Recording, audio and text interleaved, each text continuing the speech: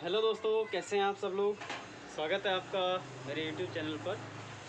Diploma students के लिए class चल रही थी स्ट्रेंथ ऑफ मटेरियल्स की, और उसमें हम पिछले वीडियो में जो है पदार्थ के गुणों के बारे में बात कर चुके हैं। 10 प्रकार की हमने प्रॉपर्टीज़ देखी हैं, 10 प्रकार के पदार्थों के गुण देखे हैं। और मैंने आपसे कहा था इस वीडियो के अंदर हम बात करने जा रहे हैं प्रतिबल और विकृति की। यहाँ से स्टार्ट करेंगे, उसके बाद में प्रत्यास्थता गुणांक क्या होता है, कौन कौन सी स्ट्रेसेज होती हैं, कौन कौन से प्रतिबल होते हैं, कितने प्रकार की विकृतियाँ होती हैं, उन सब के बारे में हम चर्चा करेंगे। अगर आपको ऐसा लगे कि मैं अंग्रेजी वर्ड ज़्यादा यूज़ कर रहा हूँ, अगर आप कंफर्टेबल हैं तो अगर आपको हिंदी में पढ़ना है तो प्लीज़ आप मुझे बताइएगा कमेंट करके कि हिंदी अच्छी लगती है या हिंदी के साथ में थोड़ी सी अंग्रेजी वर्ड्स भी अगर बोल दें तो कोई दिक्कत नहीं है। तो एक बार आप सजेशन दोगे कि सर इस प्रकार से आप यूज़ कीजिए, तो मैं उस प्रकार से बात किया करूँगा, ठीक है। और अगर आप चैनल पर नए हैं तो प्लीज़ चैनल को सबसे पहले सब्सक्राइब कीजिए, ताकि चैनल के जो भी वीडियोज़ हैं उनका नोटिफिकेशन आपके पास में आ जाए। तो बात कर रहे थे हम, ये हमारी दूसरी क्लास है सॉम की, स्ट्रेंथ ऑफ मटेरियल्स की और मैकेनिक्स ऑफ सॉलिड की, जिसमें हम बात करेंगे स्ट्रेस के बारे में। स्ट्रेस और हिंदी में इसको बोलते हैं प्रतिबल, ठीक है। स्ट्रेस के बारे में बात करेंगे तो सबसे पहले स्ट्रेस होता क्या है दोस्तों। क्या होता है ना, किताबों में लिखा होता है force per unit area that is stress. तो अगर आप जब दाब की बात करेंगे फ्लूइड मैकेनिक्स के अंदर, तो प्रेशर क्या होता है, प्रेशर भी तो फोर्स पर यूनिट एरिया होता है, और दोनों की यूनिट भी सेम होती है। अगर जब आप प्रतिबल को और दाब को दोनों को बराबर मान लेते हैं, फिर दोनों में अंतर क्या रह गया। तो ये चीज़ समझने की ज़रूरत है। तो समझेंगे कैसे, मान के चलिए कि कोई वस्तु है। देखिए, हम जो भी बात करेंगे सबसे पहले उसको समझेंगे और उसके बाद में जो है हम उसकी डेफिनेशन लिखेंगे। अगर आप SDIT के स्टूडेंट्स हैं तो आप SDIT कॉलेज में जाके पूछ सकते हैं, क्योंकि मैं वहाँ पढ़ा चुका हूँ, ठीक है। बात करेंगे, सबसे पहले समझेंगे कि कोई वस्तु है, उस वस्तु पर कोई बाह्य बल का मतलब एक्सटर्नल फोर्स P लगा हुआ है, और एकांक क्षेत्रफल पर। अब मैं इस वस्तु को इस प्रकार से बना कर देखता हूँ 3D में, इस प्रकार से मैंने बना दिया, ठीक है। अब मैं इसको यहाँ से कट करता हूँ। देखिए, आपने ड्राइंग पढ़ी होगी, तो ड्राइंग के अंदर मैं ये कटिंग प्लेन ले रहा हूँ, और ये जो फोर्स है ये बीच में लगा हुआ है इस प्रकार से, ये जो बल है ये बीच में लगा हुआ है। अब मैं इस वस्तु को काट के देखता हूँ, तो मान के चलिएगा ये एरिया है, ये क्या है, क्षेत्रफल है, एरिया, और इसके ऊपर ये फोर्स लगा हुआ था बाहर की साइड में इस प्रकार से। अब चूंकि बल लगा हुआ है तो इस वस्तु में क्या होगी, थोड़ी सी विकृति उत्पन्न होगी। क्या होगी, विकृति उत्पन्न होगी। और विकृति उत्पन्न होने के फलस्वरूप क्या करेगी, ये जो वस्तु है ये इस फोर्स का, इस बल का क्या करेगी, विरोध करेगी। इस बल का विरोध करेगी, मतलब इस वस्तु को विपरीत दिशा में खींचने का प्रयास करेगी।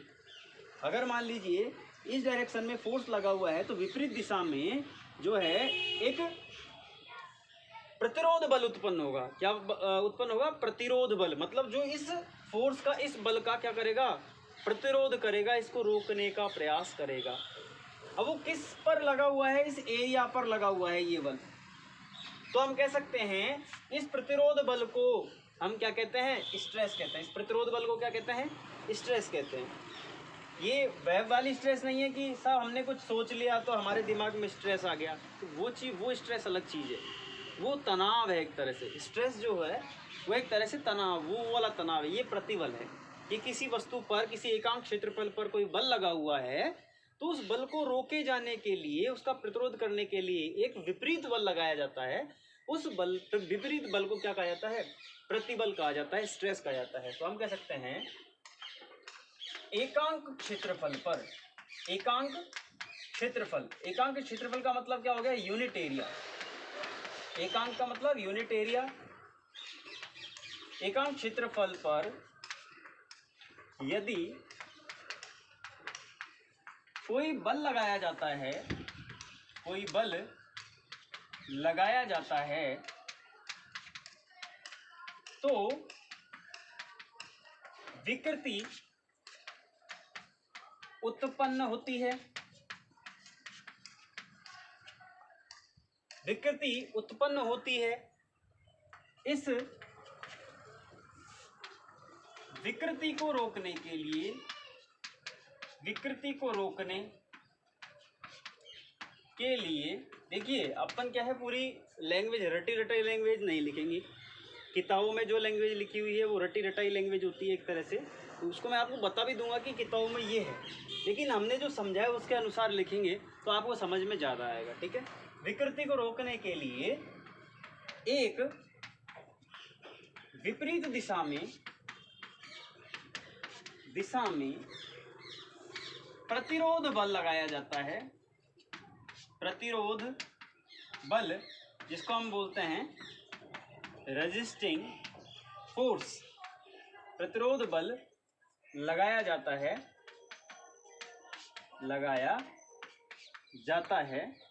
जिसे क्या कहते हैं, प्रतिबल कहते हैं। अब दोस्तों प्रतिबल की एक्चुअल डेफिनेशन ये है, किताबों में क्या मिलती है, एकांक क्षेत्रफल पर लगाया गया बल जो विकृति का विरोध करे, जो विकृति का विरोध करे उसे प्रतिबल कहते हैं। ठीक है, समझ में आ गई बात वही है, हमने कहा, हमने डिटेल में पढ़ लिया। एकांक क्षेत्रफल पर यदि कोई बल लगाया जाता है तो विकृति उत्पन्न होती है। इस विकृति को रोकने के लिए, इसका विरोध करने के लिए एक विपरीत दिशा में बल लगाया जाता है, इसको प्रतिरोध बल होता है और इसे प्रतिबल कहा जाता है। तो एकांक क्षेत्र पर लगाया गया प्रतिरोध बल जो विकृति का विरोध करता है उसे प्रतिबल कहते हैं। इसे किसके द्वारा प्रदर्शित किया जाता है, सिग्मा। देखिए इस प्रकार से, इसको क्या बोलते हैं, सिग्मा। इसको सिग्मा से प्रदर्शित किया जाता है, प्रदर्शित करते हैं। ठीक है, सिग्मा से प्रदर्शित करते हैं। अब प्रतिरोध बल को यदि मैं F मानूं तो सिग्मा इज इक्वल टू प्रतिरोध बल बटे एरिया। तो मैं कहूँगा प्रतिरोध बल बटे एकांक क्षेत्रफल, या हम कह सकते हैं डायरेक्टली क्षेत्रफल। ठीक है, प्रतिरोध बल बटे क्षेत्रफल। अब इसकी यूनिट क्या है, इसकी विमा क्या है, सिग्मा की जो यूनिट है या फिर विमा कहें हम, कैसे निकालेंगे। पहले तो बल की विमा क्या होती है, बल की विमा होती है न्यूटन। बल की विमा क्या होती है, बल की विमा होती है न्यूटन। और एरिया की विमा, क्षेत्रफल की विमा क्या होती है, तो क्षेत्रफल के लिए अगर हम मीटर ले रहे हैं तो मीटर स्क्वायर होगी, मीटर गुणा मीटर। ठीक है, या लंबाई इंटू चौड़ाई अगर लेंगे तो भी मीटर स्क्वायर आएगा। ठीक है ना, भुजा गुणा भुजा लेंगे तो भी मीटर स्क्वायर आएगा।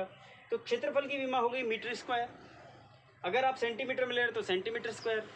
तो बल को जब क्षेत्रफल से डिवाइड करते हैं, भाग देते हैं, तो न्यूटन बटे मीटर आ जाती है। तो इसकी विमा हो जाती है न्यूटन बटे मीटर स्क्वायर। ठीक है, न्यूटन बटे मीटर स्क्वायर, ये हो गई विमा। और विमा किसकी है, ये डायमेंशन किसकी है, इसकी, सिग्मा। ठीक है, यहाँ बात होगी स्ट्रेस की। अब बात करते हैं स्ट्रेन की, स्ट्रेन की। आपको समझ में आ गया होगा, मैं इसको मिटा देता हूँ।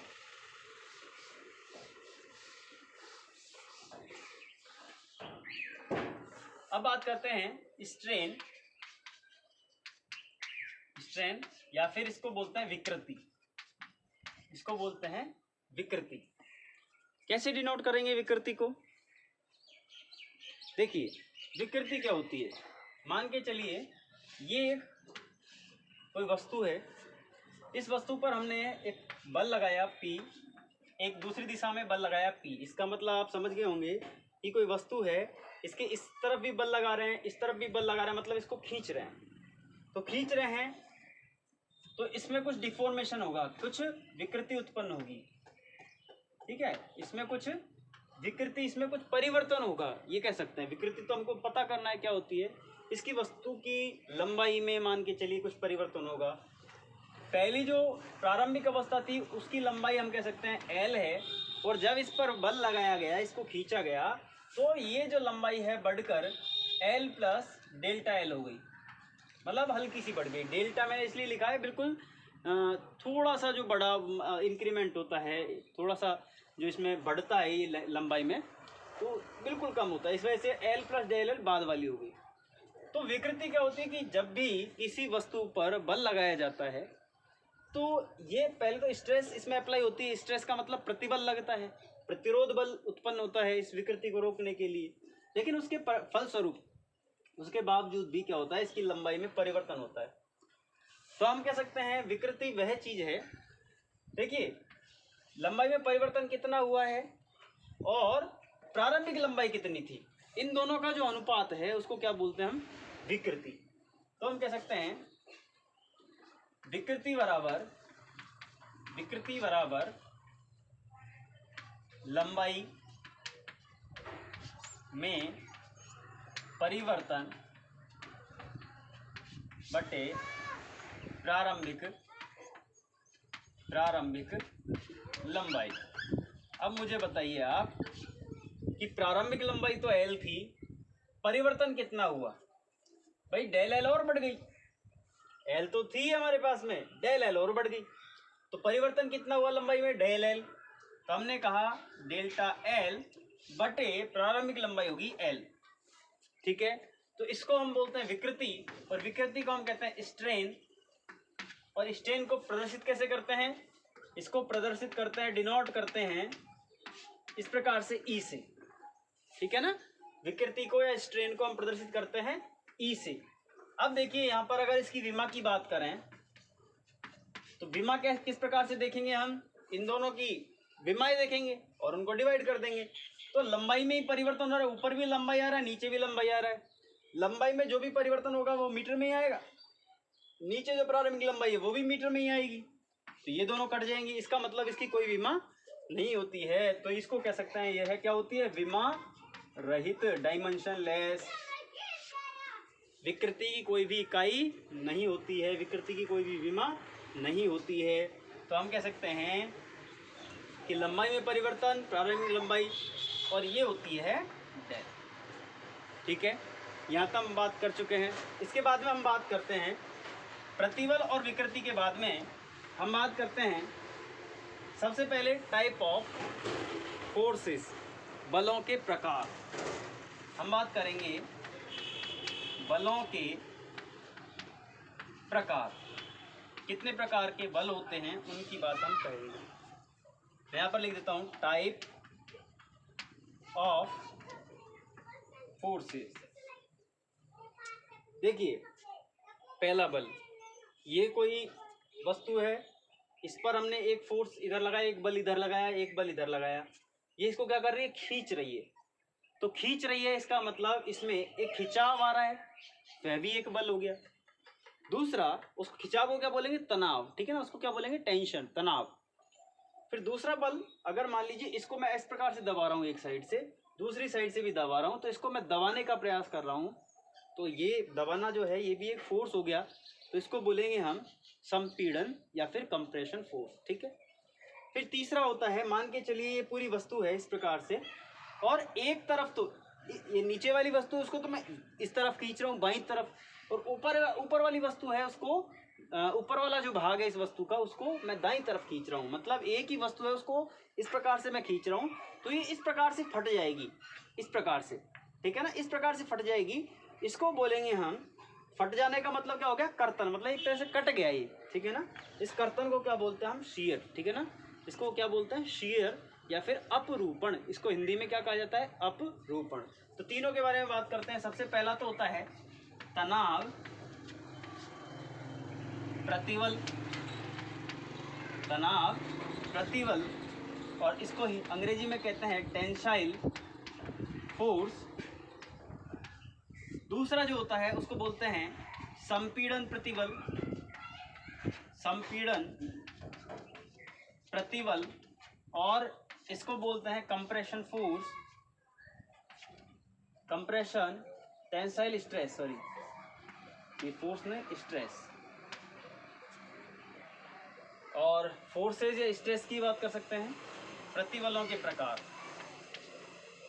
Types of stresses, compressive stress, और फिर थर्ड है जिसको बोलते हैं कर्तन या फिर अपरूपण अपरूपण प्रतिबल, और इसी को हम कहते हैं शियर स्ट्रेस,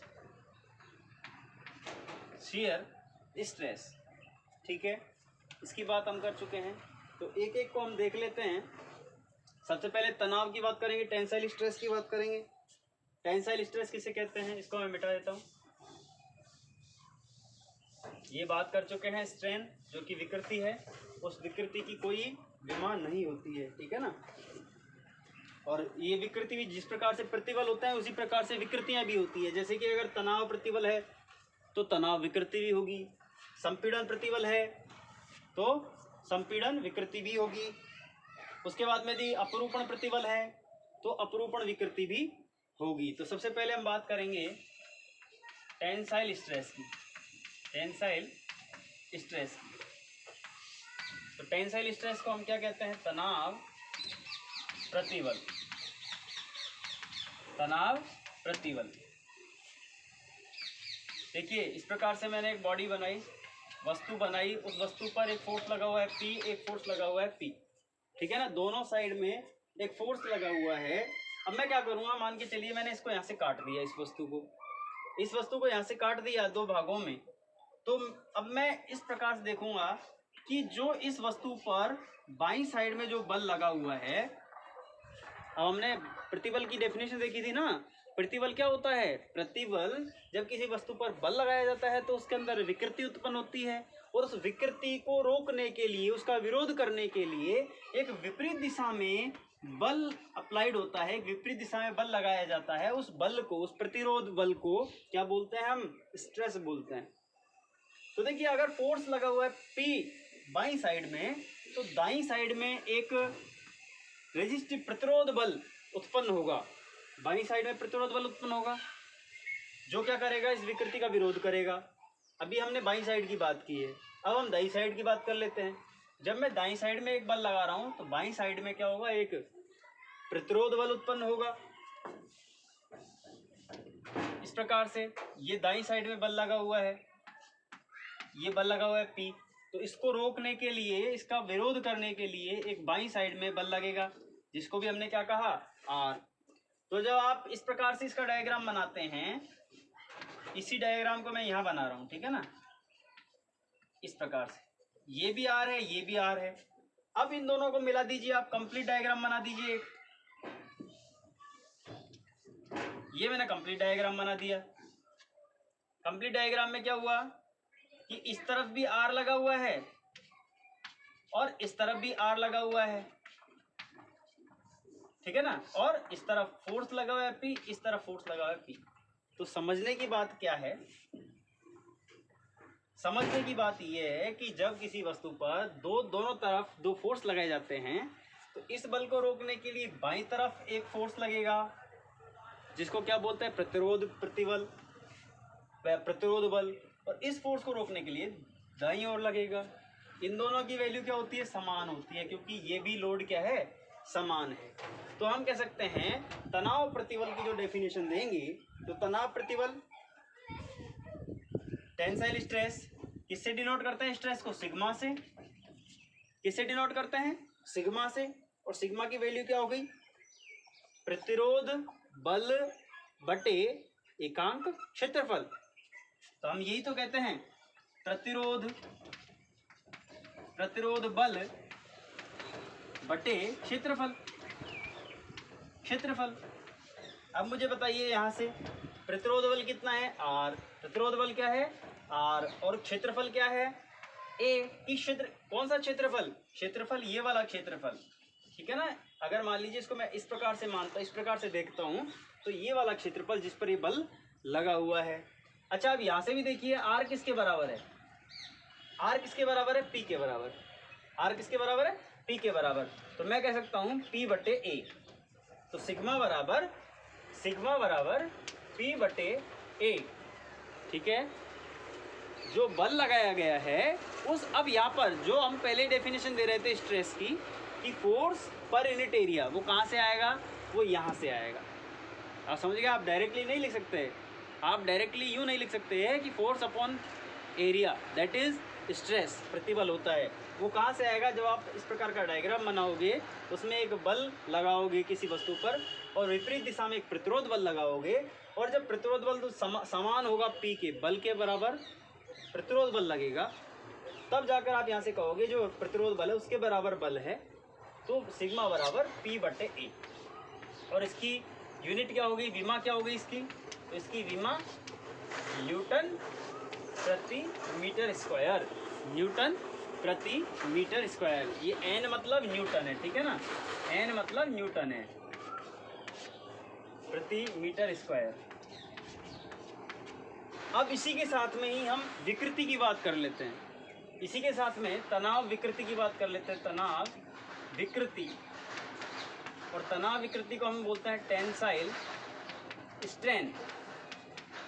टेंसाइल स्ट्रेन की बात कर लेते हैं। अगर डायग्राम यही रखूं मैं, ये डायग्राम है, अगर इसकी प्रारंभिक लंबाई L है, इस पर कोई बल लगा हुआ है P, अब बल लगाने के फलस्वरूप क्या होगा? इसकी लंबाई में परिवर्तन होगा। सपोज ये लंबाई अब यहाँ तक हो गई इस प्रकार से, और कुल लंबाई हो गई हमारी L प्लस डेल्टा L। अच्छा, एक बात ध्यान रखिएगा, जो मैंने डेल्टा इस प्रकार से बनाया था और अब बना रहा हूँ इस प्रकार से, दोनों मतलब एक ही है, ठीक है ना। इसको डेल्टा ही बोलते हैं, इसको डेल और डेल्टा एक ही बोलते हैं, डेल्टा L, ठीक है। तो अब देखिए आप, लंबाई में परिवर्तन कितना हुआ है? डेल्टा L, और प्रारंभिक लंबाई कितनी थी? L। तो विकृति की बात करें हम, विकृति की बात करें तो विकृति बराबर क्या होती है? लंबाई में परिवर्तन डेल्टा L बटे प्रारंभिक लंबाई कितनी है? L। इस प्रकार से हमने कह दिया। और विकृति को शो किससे करते हैं, प्रदर्शित कर सकते किससे करते हैं? E से, और E is equals to delta L बटे L। ये हो गई हमारी तनाव विकृति या फिर टेंसाइल स्ट्रेन, ठीक है। अच्छा, लंबाई में परिवर्तन का मतलब यह है कि लंबाई में वृद्धि, ठीक है ना। ये डेल्टा L बढ़ रही है, देखो ये डेल्टा L बढ़ रही है, ठीक है ना, कमी नहीं हो रही है। तो हम इसको इस प्रकार से बोल सकते हैं वृद्धि। लंबाई में परिवर्तन का मतलब लंबाई में वृद्धि। मैंने परिवर्तन तो इसलिए लिखा था कि मान लीजिए अगर हम कंप्रेसिव फोर्स लगाएंगे, एक संपीड़न बल लगाएंगे, संपीड़न प्रतिबल लगाएंगे, तो उस संपीड़न बल में क्या होगा? लंबाई में परिवर्तन होगा, मतलब उसकी लंबाई में कमी होगी। जब लंबाई में कमी होगी, इस वजह से मैंने वहाँ पर वृद्धि नहीं लिख के लंबाई में परिवर्तन लिखा था विकृति के मामले में, ठीक है। तो विकृति बराबर लंबाई में जो है वृद्धि बटे प्रारंभिक लंबाई, ये तनाव के केस में है, तो ये तनाव विकृति होगी। अब बात करेंगे हम कंप्रेसिव स्ट्रेस की। फिर दूसरा है हमारे पास में कंप्रेसिव स्ट्रेस, जिसको संपीड़न प्रतिबल कहा जाता है। इसको मैं मिटा देता हूँ।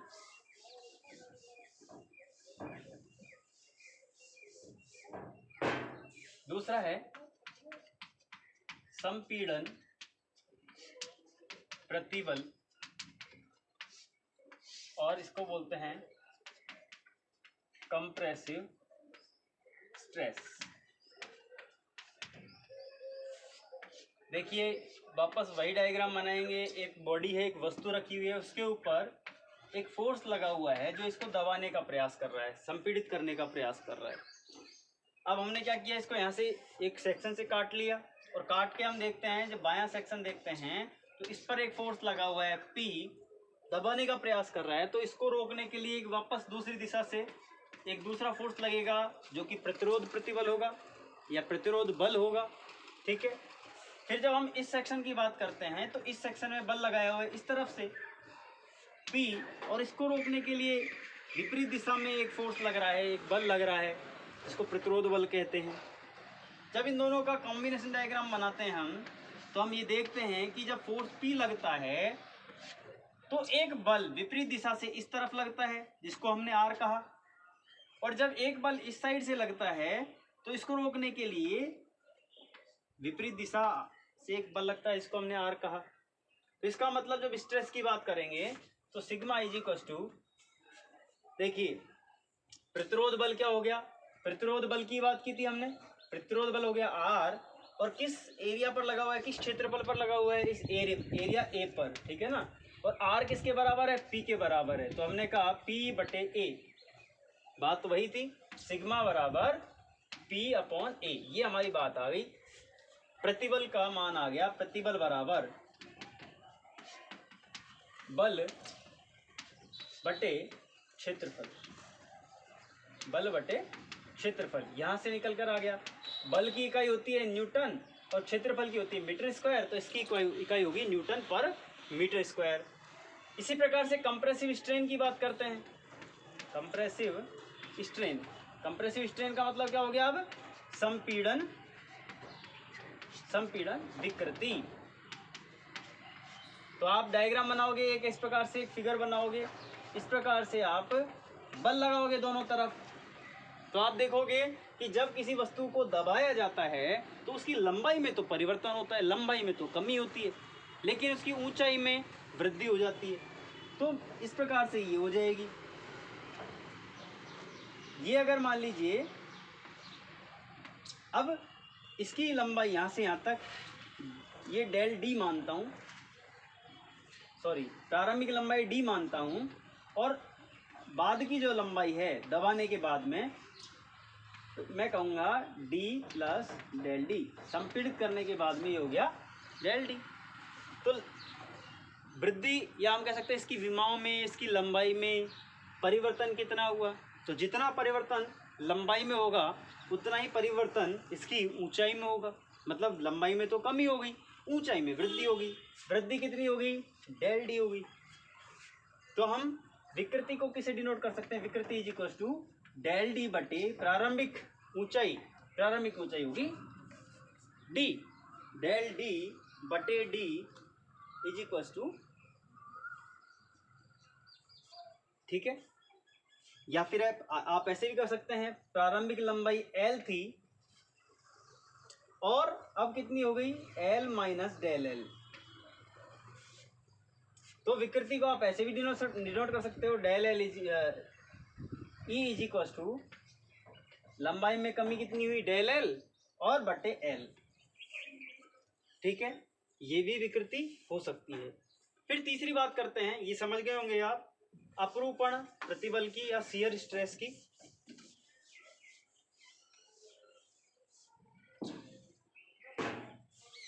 शियर स्ट्रेस, इसको बोलते हैं अपरूपण प्रतिबल, अपरूपण प्रतिबल। अब देखिए, जस्ट मैंने अभी थोड़ी देर पहले बताया था कि ये वस्तु है एक, इस पर एक इस दिशा में लगा हुआ है बल, एक उस दिशा में लगा हुआ है, तो इसको काटने का प्रयास कर रही है, कर्तन कर रही है इसका। ये एक वस्तु है जिसको हमने इस प्रकार से बनाया ताकि आपको पता रहे, एक फोर्स यहाँ लगा रहा हूँ मैं, एक बल यहाँ लगा रहा हूँ, एक बल यहाँ लगा रहा हूँ, ठीक है। तो आप देखोगे कि ये वस्तु यहाँ से शियर ऑफ हो जाती है, यहाँ से कट जाती है, ठीक है। या फिर मैं इसको दूसरे तरीके से बनाऊं इस डायग्राम को, कि एक वस्तु इस प्रकार से रखी हुई है, इसके ऊपर एक फोर्स, इस फोर्स को मैं यहाँ लगा देता हूँ, इस फोर्स को मैं ऊपर लगा देता हूँ, ठीक है। और मैं इसको यहाँ से काटूँ, यहाँ से काट के देखूँ, तो यहाँ से काटूंगा तो दोस्तों ध्यान रखेंगे, जब हम ये वाला फोर्स लगाएंगे तो विपरीत दिशा में इस तरफ से फोर्स लगेगा। ऊपर बना के देखते हैं ये डायग्राम, ये डायग्राम बना दिया मैंने, ये फोर्स लगाया तो इस दिशा में एक फोर्स लगा, हमने बल लगाया था इस दिशा में, ये P लगा दिया, ये भी P है, ये बल लग गया P, तो इसको रोकने के लिए एक फोर्स लग गया इस प्रकार से। फिर नीचे वाली दिशा में अगर हम बात करते हैं, तो अगर बल का लगा हुआ है इस दिशा में, तो रोकने के लिए यहाँ पर फोर्स कहाँ लगेगा? बाईं तरफ, R। तो आप एक कॉम्बिनेशन डायग्राम बनाओगे तो आपको पता चलेगा कि यदि ऊपर की ओर फोर्स लगाते हैं P, तो इस तरफ एक फोर्स लगता है R। जब इस साइड में एक फोर्स लगाते हैं अपन P, तो बाईं तरफ एक फोर्स लगता है R। इसका मतलब जब हम स्ट्रेस की वैल्यू लिखेंगे सिग्मा इज इक्वल्स टू प्रतिरोध बल बटे एरिया, और प्रतिरोध बल है वो किसके बराबर है? फोर्स के बराबर, P अपॉन A के बराबर। और इसकी यूनिट क्या हो गई? इसकी यूनिट या विमा होगी न्यूटन पर मीटर स्क्वायर। तो आप यहाँ से एक चीज़ तो समझ गए होंगे, एक चीज़ क्या समझे होंगे कि एक चीज़ स्ट्रेस की वैल्यू जो होती है, स्ट्रेस की जो यूनिट होती है वो हमेशा और हमेशा न्यूटन पर मीटर स्क्वायर होगी, पहली चीज़। कि यदि हम टेंसाइल स्ट्रेस की बात करेंगे तो टेंसाइल स्ट्रेस में जो स्ट्रेस की वैल्यू वो पॉजिटिव लेंगे। फिर दूसरा कंप्रेसिव स्ट्रेस की बात करेंगे तो विपरीत दिशा में लग रही है, मतलब नेगेटिव ले लेंगे। ठीक है, उसी प्रकार से हम वैल्यू लेंगे शियर स्ट्रेस की। ठीक है, शियर स्ट्रेस की। अच्छा, शियर स्ट्रेन की बात करें, शियर स्ट्रेन का मतलब विकृति, मतलब अपरूपण विकृति, अपरूपण विकृति की बात करें तो अपरूपण विकृति क्या हो गया, ई से डिनोट करें तो लंबाई में परिवर्तन, जो हमने कहा था शियर लंबाई में परिवर्तन बटे प्रारंभिक लंबाई, यही तो हमने कहा था। अब यहाँ पर मुझे कहाँ, आप ये देखोगे कि यहाँ पर कहाँ पे परिवर्तन हो लंबाई में, तो इसके लिए हम एक उदाहरण से समझेंगे। तो उदाहरण लेंगे, तो उदाहरण क्या है यहाँ पर ही देख लेते हैं। हम किसकी बात कर रहे हैं, अपरूपण विकृति की। तो अपरूपण विकृति के लिए मान के चलिए हमने एक बॉडी ली है, इस प्रकार से मैं सीधा बनाता हूँ इसको। वस्तु है एक,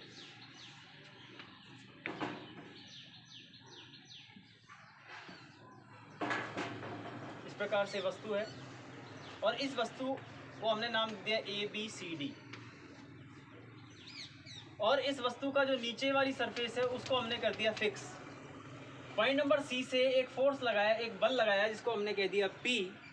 अब ये क्या करेगा, ये इसको इस तरफ खींचने का प्रयास करेगा, इस दिशा में खींचने का प्रयास करेगा, और खींचकर थोड़ा सा इसको क्या कर देगा, इसकी प्रारंभिक लंबाई को थोड़ा सा जो है विकृत कर देगा। मतलब पहले ये वस्तु यहाँ पर थी, अब ये जो D है वो तो आ गया यहाँ पर D1 पर, और जो C है वो आकर खिंचकर यहाँ पर आ गया, इसको मैंने कह दिया C1। अब इसकी लंबाई में यहाँ पर इस दिशा में क्या परिवर्तन हुआ, मान के चलिए ये लंबाई L थी तो ये हो गई DL, और इस डिस्टेंस को मैंने कह दिया H डिस्टेंस। तो जो अपरूपण विकृति है, अपरूपण विकृति को लिखेंगे अपरूपण विकृति बराबर, देखिए इसको कहते हैं ट्रांसवर्सल डिस्प्लेसमेंट, मतलब ये जो सापेक्ष गति है या सापेक्ष विस्थापन बटे ये जो लेंथ है, ये जो लंबाई है, ठीक है ना, इस लंबाई को हम क्या कहते हैं, इस लंबाई को हम कह देंगे डिस्टेंस, लंबाई या AD दूरी। ठीक है, या आप ऐसे भी लिख सकते हैं दूरी AD। ठीक है, और इसको हम लिखेंगे लंबाई में परिवर्तन या सापेक्ष विस्थापन कितना हुआ, D/L अपॉन H। और इसको निरूपित किससे करते हैं, जो शियर स्ट्रेन है उसको हम निरूपित करते हैं फाई से। इन दोनों को तो करते हैं E से और इसको करते हैं फाई से, ठीक है ना, इसको हम निरूपित करते हैं फाई से। ये हो गई अपरूपण विकृति। ठीक है दोस्तों, मैं समझता हूँ कि आपको ये चीज़ समझ में आई होगी। और सबसे इम्पोर्टेंट चीज़ है जिसमें हम स्ट्रेसेस के बारे में पढ़ते हैं, प्रतिबलों के बारे में पढ़ते हैं। 3 प्रकार के प्रतिबल हमने पढ़े हैं, तनाव, संपीड़न और अपरूपण। उनके साथ साथ में हमने उनकी विकृतियाँ पढ़ी हैं कि तनाव विकृति क्या होती है, संपीड़न विकृति क्या होती है और अपरूपण विकृति क्या होती है। इसके बाद में हम आज के लिए इतना ही रखते हैं। नेक्स्ट वीडियो में हम, चूँकि देखिए क्या होता है ना, जब लंबी क्लास हो जाती है 1 घंटे की, तो 1 घंटे की क्लास में जो है उसको अपलोड करने में भी टाइम लगता है, और फिर क्या है कि पूरा टाइम अपलोडिंग में ही चला जाता है।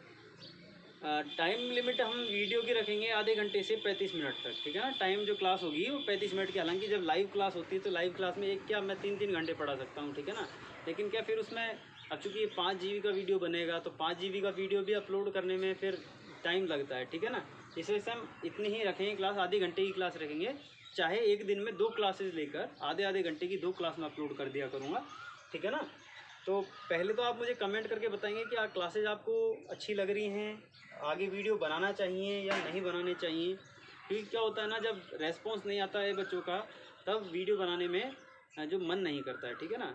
पढ़ाने में बहुत अच्छे से, मतलब ऐसा लगता है जैसे बच्चों के कमेंट आते रहें तो पढ़ाने में मज़ा है। लाइव क्लास में तो मैं बहुत अच्छे से जो है बच्चों को टैकल करता था। और जब आप मुझे कमेंट करोगे कि आपकी समझ में आ रहा है, कोई आपके डाउट्स हैं, तो आप उनको भी मुझे फोकस करके बता सकते हैं। और सब्सक्राइब करना सबसे इम्पोर्टेंट है, सबसे ज़रूरी है, ताकि वीडियोज़ का नोटिफिकेशन आपके पास में सबसे पहले पहुंचे, ठीक है ना। तो चैनल को सब्सक्राइब भी करना है आपको, और कमेंट करके भी बताना है कि क्लास कैसी लग रही है आपको, वीडियो कैसा है, ठीक है। और उसके बाद में इस वीडियो को अपने दोस्तों के साथ में भी शेयर करना है, ताकि वो भी इस चीज़ का लाभ उठा सके, ठीक है ना। पूरा हिंदी में समझा रहा हूँ, कोई दिक्कत हो तो आप प्लीज़ कमेंट करना। बहुत बहुत धन्यवाद, मिलते हैं नेक्स्ट वीडियो में।